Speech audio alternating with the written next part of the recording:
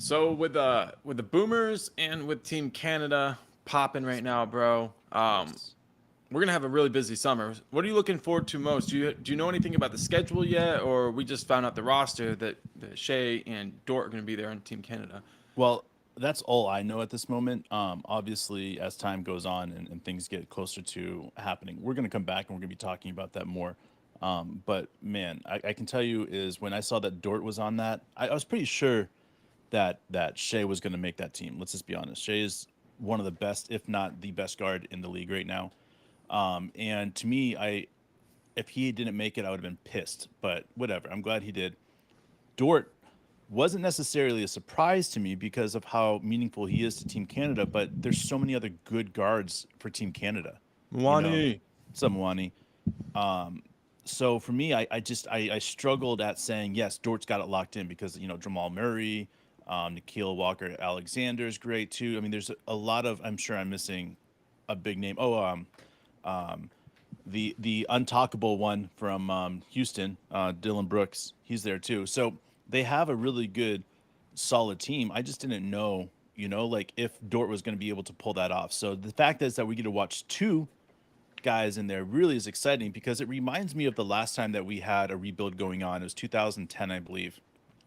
The Olympics and well, not the Olympics, the FIBA FIBA. World Cup, whatever. Yeah. Before they called it FIBA, it was just like the Yeah, World Cup or the something. World Cup. So you had Dort, you had you had Durant, What's up, Russ, and Shane? Harden all on the same team. And to me, like it's similar to that in the aspect that we're going to be able to watch the Phantom. different teams this year and have a bunch of people we can get excited about. But it's really for the next couple of years that we're going to be able to watch almost every single game with a player to be able to cheer about. That's what's so crazy about this is because we're picking players from countries that have incredibly deep rosters. That to me it just shows you that like the level of knowledge and IQ that these guys are coming into our program that they have, and they're Banner. going out and they're dominating the World Cup, and that's exactly what we want to see, man. Exciting shit. For sure, dude. I'm pumped up. I'm pumped up. You guys are joining us. Phantom, you are so right. Lou Dort, slander needs to stop. Best defender in the league. Al Sombra, what's up, man? We appreciate you, man. Hell yeah, dude. Just Thank tweeted you. us about the NBA Cup. Hell yeah. Thank you, El Sombra. We love you, man. We'll look on that in a second. For sure. Dude, we're psyched, obviously, man. We got that Summer League game coming up in a couple of minutes, which is just like, to me, uh, this is what we live for, right? We get a little Summer League and then it's off. So Mm. then we're into the worst part of the season, Yeah. where between summer league and training camp, where it's really slow. And we were anticipating a little bit of slowness, but then all of a sudden, the whole Brittany thing happened, and Victor and his homies are now coming at us. So I think we're gonna have a lot of fun this summer, Dave. What do you think? Yeah, man. At first when I found out that podcaster went on there and started throwing us some very mixed compliments, I was a little taken back. I was a little like feeling hurt, like the fact that somebody would go at us like this. But the reality is that we did pick on his very perfect little player, and the reality is that We picked on if their you guys stick can go man. back, you guys can see the comments. It's not like we've said much more than we believe that Victor is just a little bitch. I mean, like that's what we're saying. I mean, he's a sensitive little bitch. There's nothing else that we're saying about stuff like that, and yet the San Antonio fans feel like they have to defend him, and I'm cool, so cool with that because the reality is that San Antonio is no longer the top dog in the West, and guess what? All their fans are doing, acting like they're top dogs in the West. So for me, this is kind of like cool to be able to sit back and be like, the joke's on you guys. Dude, it's funny because we've had a lot of Spurs fans coming at us telling us that we've been out of the playoffs for 10 years. Like, they clearly don't know what they're talking about. So it's a lot of fun to kind of pick at them because, like, a lot of ignorance and intentional ignorance is always enjoyable. But one thing that we look at when we look at the totality of what is going on with the Thunder, like we already mentioned, Shea and Dort, Giddy is going to be playing with the Boomers. We've got this depth. We got J Dub, who should be playing Team USA. We've got this Chet, Team USA, Chet, for the right? And future. I mean, this is what I'm right, saying, guys. Like, we could have 8, 9 guys in the World Cup or the Olympics and that we're cheering for. and their entire argument comes Mischic, down to right. They think that Poku. that that Victor okay, is like Michael Jordan, and Chet is like Devin Vassell. Like that's what they said, and they're just saying that, like, and then they think that there's something wrong with us for standing up and saying, actually, we think Chet's a better player because like the measurables are very comparable, but what you can't measure inside, Chet has them in spades, Sure. right? And that's it, man. That's it. And that's why, to us, we said something because, like, we got so sick and tired of hearing negative things about Chet, only to boost Right. up their player. And to Right. me, like, there's no reason for it. So people are like, well, there's no reason for you guys attacking the Spurs. Well, there is. All you got to do is just take time to go look back at some of the things that have been said about Chet. That fact that there was Spurs fans laughing when Chet got injured on the LeBron James play. Yeah. Why? Yeah. Disgusting. Because they thought we all like made the Sam Presti mistake. Right. They think he's trash, and that's what it all comes back down to, is that Sam Presti wasn't good enough for the San Antonio Spurs program. Thus, he left to a poorer program, and that's us. We're the poor organization in their minds. Yes, And that's Milani. what's so frustrating about it. Like, we're better than that. We are better. We are Oklahoma City Thunder team. We are Oklahoma City Thunder fans. Like, it doesn't, like, a poor man's game, a poor man's organization. Like, what? Like, They call I us don't want to get poverty stuck franchise. on them dictating how our podcast goes every single podcast. But I do want to highlight the fact is that when we're talking about the rebuild process, there is no better person than to have on your side than Sam Presti. And when we could say anything we want, but San Antonio fucked up when they let him walk. They fucked up when they let him walk with an ex-owner and Clay Bennett, and Sam Presti were able to build this together. We've been very adamant that we've met Linergan, who is an owner for the San Antonio Spurs. We've participated in meetings. We've known the San Antonio Spurs program way longer than the Oklahoma City Thunder have existed for. So for me, I understand what they're saying, but when push comes to shove, their 5 championships they've won in the last 20 years is impressive. Or 22 years, whatever, is impressive. Okay? But the fact is that was then.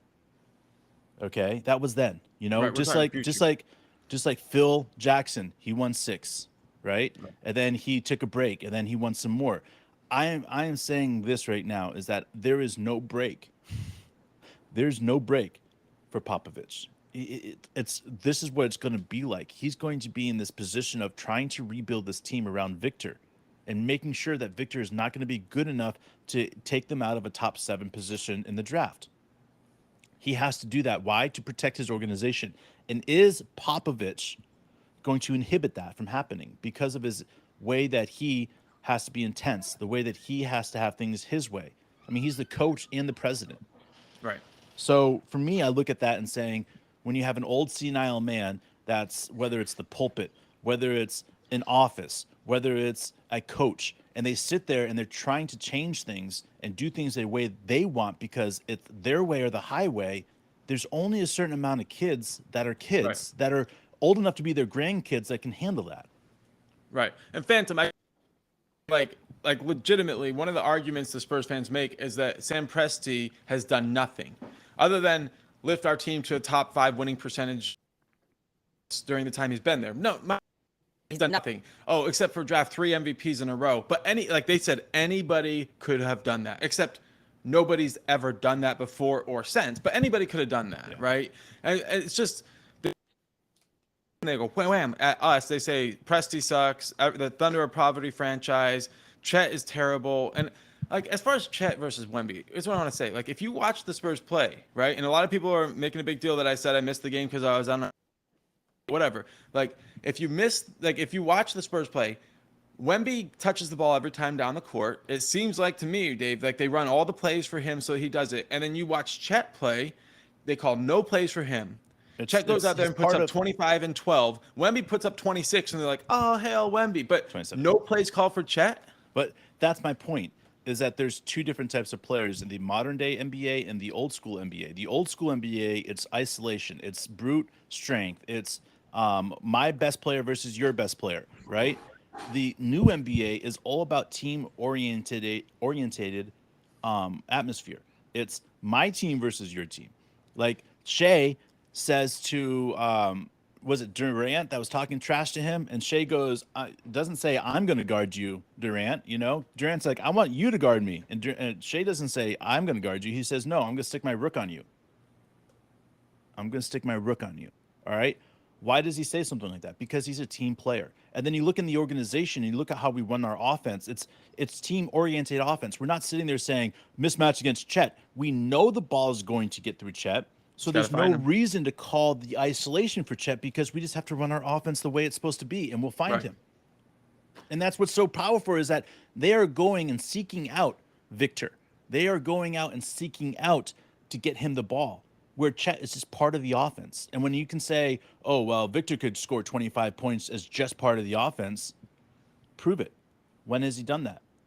You know, like he's always been the headliner of the offense. So thus, he is always going to act like that. That is in his instinction. That is in his blood. He's always going to act like that. That's something you cannot not teach somebody is, hey, be a team player.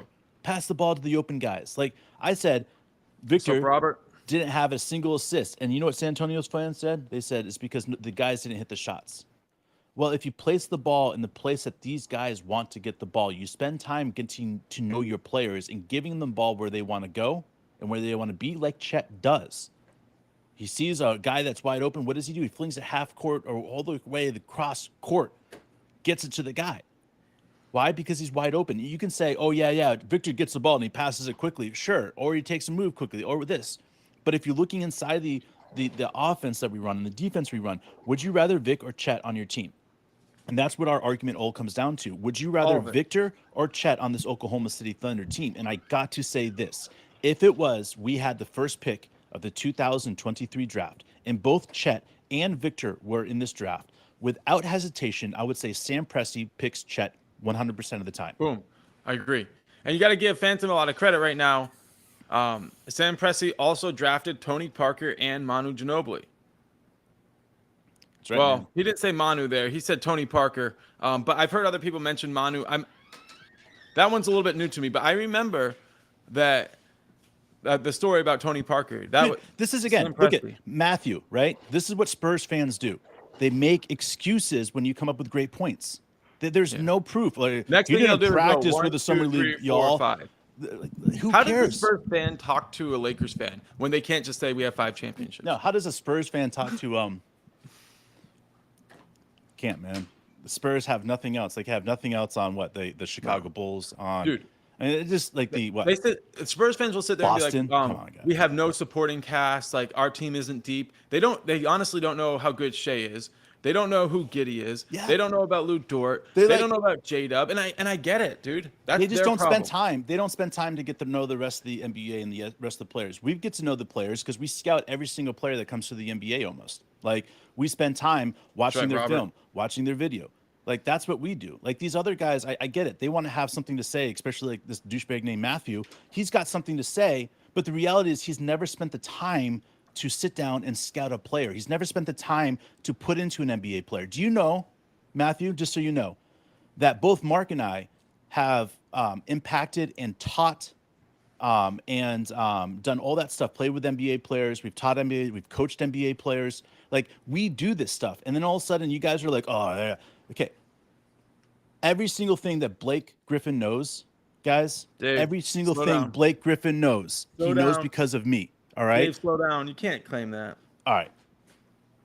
When he was a 7th grade, bro, come on, man. Okay. When he was in 7th grade and I started teaching him how to post up, I started teaching him how to rebound. When I started teaching him how to do all that other stuff. And what did he say? He said, what? I want to be a guard. That's what Blake said to me. I want to be a guard. Now, I get it. At that time, in 7th grade, a guard looks really sexy. But I spent the time with him, and his dad paid me for that mentorship so that I would teach him how to love the post. And that is simple. And I can say, oh, well, you know, yes, say what you want. But when you teach somebody how to love the post, you teach them everything about the game. I gave one person credit for the way I played my game. One person. Who's that, Mark? Andrew Havens. Andrew Havens. Why? Because he taught me how to love the game. And as much as you want to say Blake Griffin will never say that Dave Flatt taught him how to play the game. I taught him how to love the post. That is simple. If you want to say that that's not enough for an NBA player, that's fine. Okay? But when you teach a true double-double guy for a decade of his career in the NBA, how to rebound, how to have post moves, how to work on his jumping abilities by doing different workouts, like this comes down to it. And I think when we're sitting here and we're saying, the other guys that we've had impacted of players on the team, whether it's Glenn Azubuike or these other guys that we played against throughout our career in coaching, like these are the guys that we sit here and we're like, okay, yeah. Do they know our names? Hell yeah, they know our names. If you walked up to Blake Griffin and you said, you guys remember Dave and Mark Flatt? They go, hell yeah, we remember Dave and Mark Flatt. And that's as simple as that, man. He saw me at a game, bro, and he came up and talked to me. That's what I'm saying. It's like there's a different aspect, man.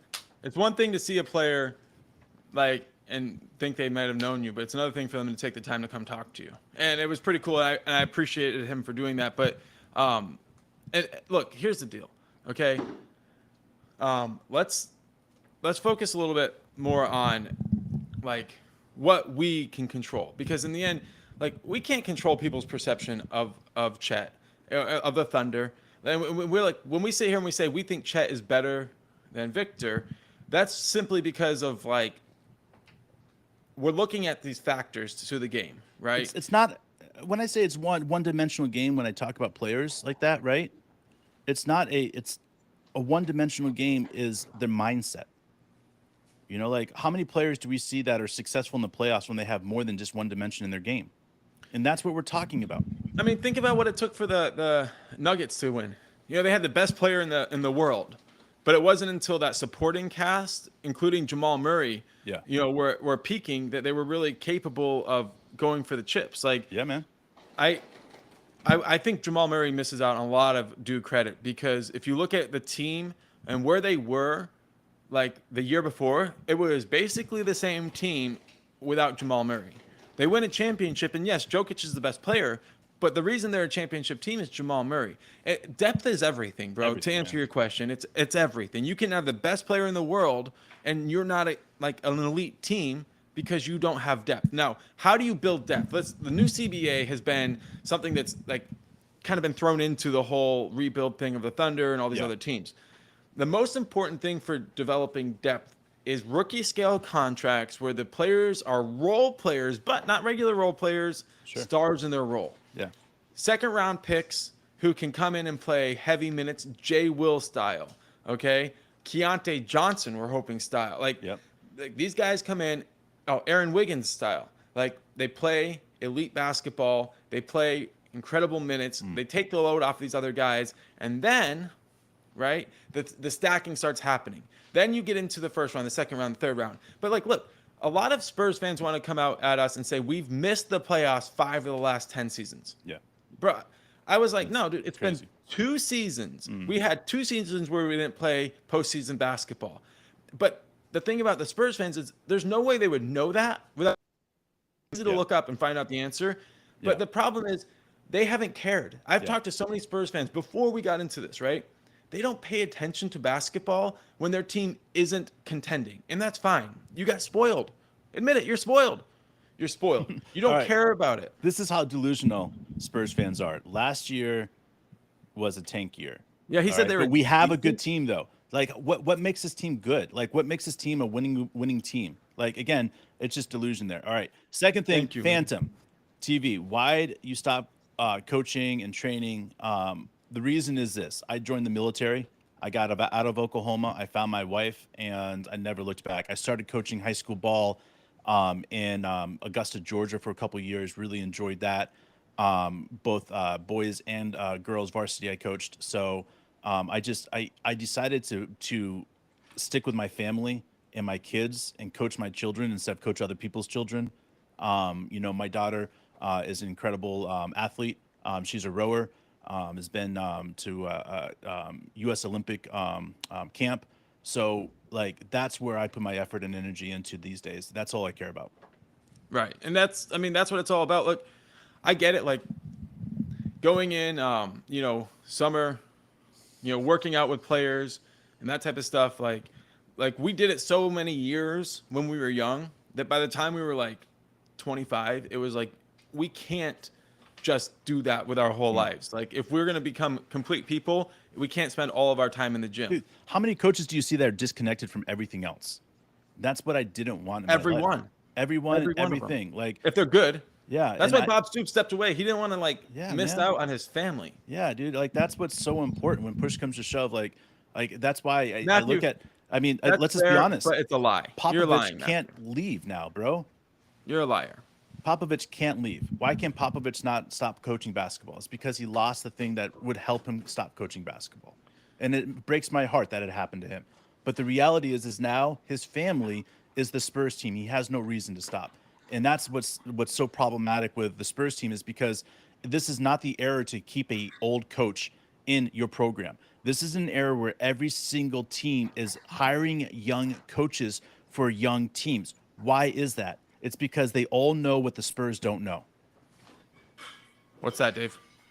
You can't rebuild a team with an old ass coach. It's tried before. It's tried to happen before. You cannot do it in the modern NBA. You have to have a coach that's in touch with the players, that's in touch with their feelings, that's in touch with whatever they need to do to become good players. And Popovich is an old ass man that's angry. And listen, he's a military man, and I get it. Like a lot of people think that's good because he's a high character man. But one of the things that really defines Popovich's tenure with the Spurs is that, and the Spurs will say this is a good thing. They'll even agree with me, is that he will yell at their stars as much as he yells at the role players. The problem is, like I saw Tony Parker, I saw Manu Ginobili, I saw Tim Duncan handle this, and they would get quiet and they handle it. But you know who didn't handle it very well? Kawhi Leonard. Yeah. Kawhi Leonard was like, I'll get the fuck out of here as fast as possible. It doesn't matter what. And to me, I'll pay any price. I'll pay $120 million, get paid $120 million less to get out of here.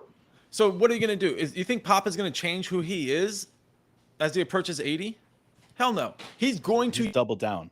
And watch the joy of the game get sucked out of Victor's eyes. He's the smiliest, most happy first round pick or first number one pick I've ever seen. When you stop seeing him smile, when you see that joy get taken away, you'll know it's because Pop. Because of Pop. Now, here is what Matthew just said, trying to make his point, all right? And this is why I love what Matthew's point is, and I totally disrespect it in every single context of it, all right? You mean the coach that the players voted that they would want to play for more than any other coach. And listen, then why hasn't anybody done it? They're being nice to him, calling him the greatest coach of our generation. That's being nice, man. That's respect. That's tipping your hat to an old man because they thought it was his last year. Right. Surprise, not his last year. So what do? Oh, shit. Now, all the players definitely not going to vote for that because if they had an opportunity to go play for Popovich, which I guarantee he's tried to get some of these players, they all see Kawhi in the back of their head and saying, if I become a superstar like Kawhi, I'm going to get treated like Kawhi, and I don't want that from a coach. El Sombra, thank you. You said, speaking of Blake, you'd love to see him in Oklahoma City as a vet. We'd love to see that a long time. Tommy and Gail, his brother Taylor.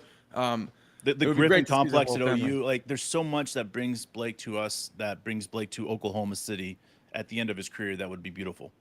And I don't think it would be seen as a ring chaser if he can't left now from the Celtics. Right now, he looks like a ring chaser with the Celtics. But if he showed up and helped guide this team into the next generation, that would be great. But at the same time, I understand for a player like Blake why you wouldn't want to go back home to play. He's always been attracted by the really, really bright lights of LA and Boston, New York, and all that stuff. And congratulations to him. And the fine ladies out there. Player. You know, when he was a junior in high school, I pulled him aside after a game and I was like, listen, man, you got to check yourself because you're gonna spend a lot of time hurt if you keep trying to dunk on everybody, right? And he's like, that's not my game, bro. And he went on to prove that it wasn't. He dunked on everybody for years. And man. I watched him do it in an incredible way. I've never seen an athlete quite like him. We got to see him grow up. We saw him before he could touch the net, and we saw him go all the way into the man he became. So it would be great to see him go full circle, come back to Oklahoma City, and have an impact on the community because he's one of the ones who made it out, right? And that's what it's all about. Yeah, man. And I want to throw this out here, too, is, we had Jared Slate just ask us a question or make a statement. Well, question. Here's the thing. I think Garuba and Ty Washington were players that another team wants. I really do. I think another team said, if we make this deal with you, these two young players are two teams that are players that we were requiring to have. So I think those two guys are going to be added. I think you're going to have Rudy Gay be added to a team. I think there's going to be, we got to go at 6 places, drop 6 players. I mean, we've got the players on the team to be able to drop. It's going to suck. We're going to lose 1 or 2 of our young core that we've loved so much. But that's okay, because this is what is going to have to happen in order for us to rebuild and miss out on all these things that people are saying negative about the Thunder not being able to keep all these players. Because if we do things properly and we trade players out as things go on, and we fill those guys with, you know, cheaper guys, we're going to be able to keep our core together, period. That's what it's about. Like, I'm all for any player that we can come in and they'll come in and play their role, understand their role, be a star in their role. Okay. But like Matthew, anything that risks keeping this core together isn't worth it. Answer right? what Matthew said. No, because you know what? Like it's really not, like, that's not even, any Thunder fan knows that that's not a real discussion. Why we're not? Why are we gonna let him dictate what we talk about? We're not 25 years old is our line, man. Like, anybody over 25 years old, we're saying peace out to. Like, we don't want anybody that's going to mess up our timeline. There's no quick fix to it. There's not. You have to be patient with every single part of a rebuild. If you try to go fast forward, you fuck everything up.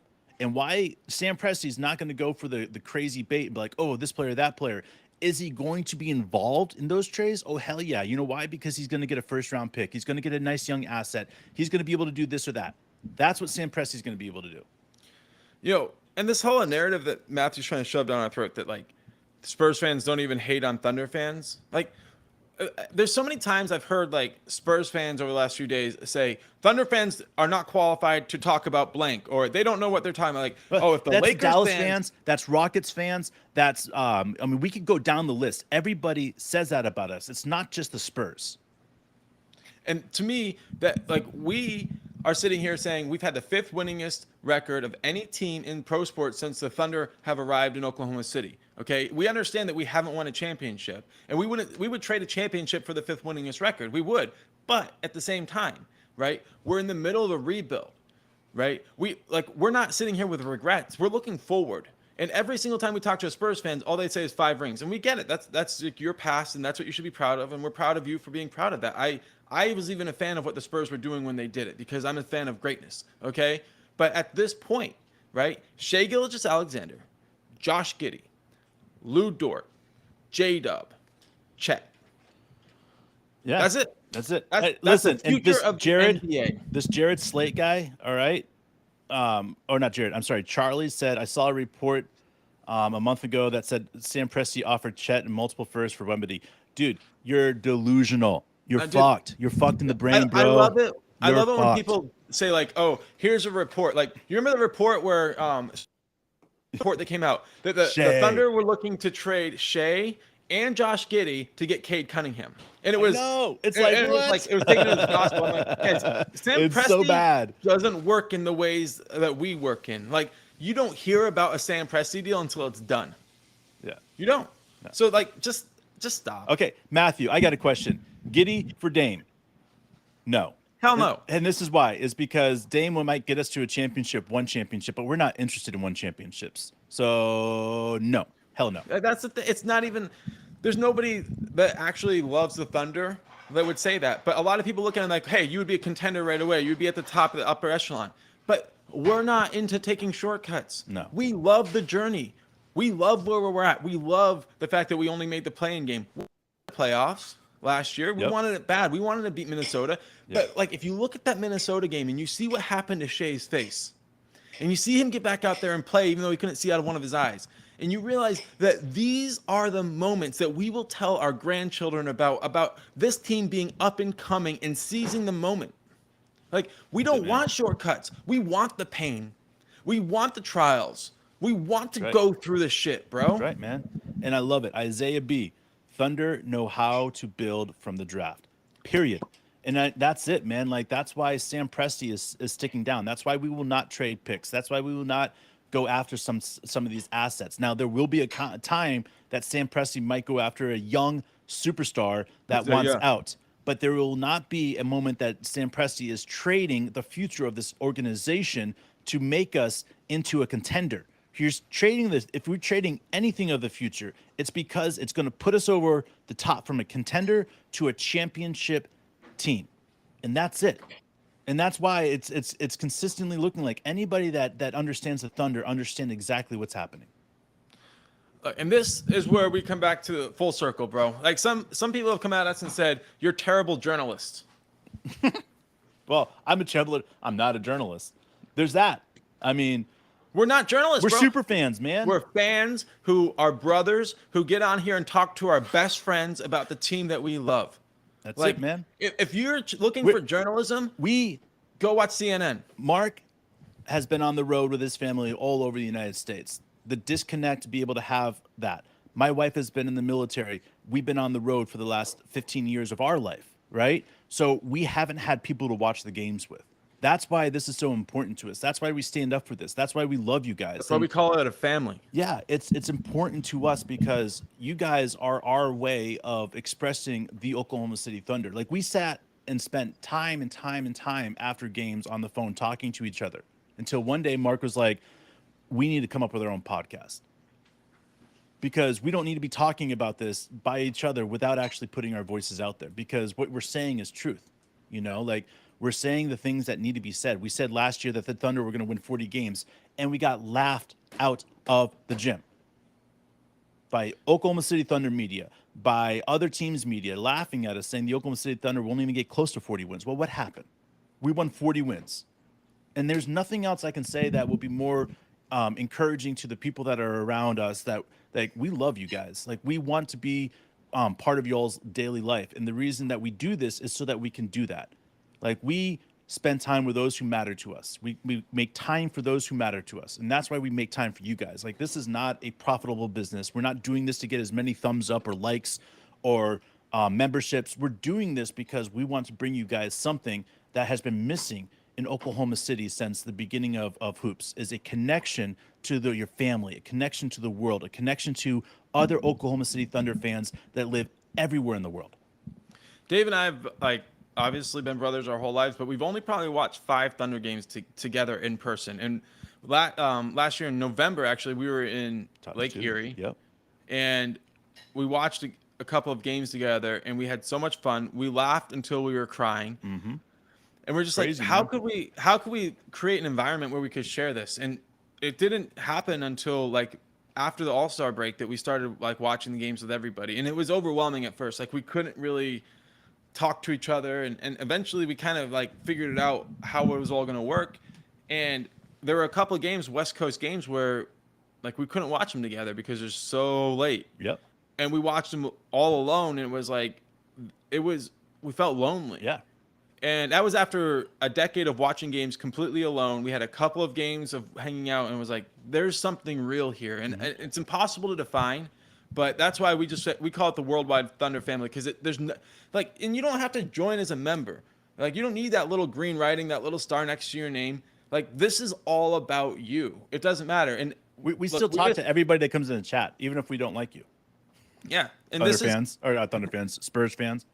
And, like, we got to give a quick shout out to Ryan Sheffield. He's one of our last 3 new members. Corey, I forgot to give you a shout out last time. And I love biscuit, you. Man. My biscuit, Blake, man. Blake, what's his last name? Caldwell, man. Dude, I'm serious. I have nicknames. I like to give nicknames, but you're the biscuit, man. You'll always be that biscuit to me. We love you guys. And, you know, as this has gone on, we've had so many people join that we've had to kind of stop his name every time. So what we did was we went on our channel, and if you go to our channel homepage, you'll see that we have all of our members listed on that homepage. And as new members come in and join us, our goal is to make sure you get shout outs. And that's you, Corey, that's Blake, Dave's biscuit, and Ryan. We love you guys, and we will continue to do what we do because of this love. To us, that's the only thing that matters. This is not about anything else. We don't give a fuck how many people view it. All we care about is how many passionate people feel the same way we do. If we have that, then we win. Nobody can throw rocks at us when we are surrounded by the people we love. All right, guys. See you in a couple hours for the game.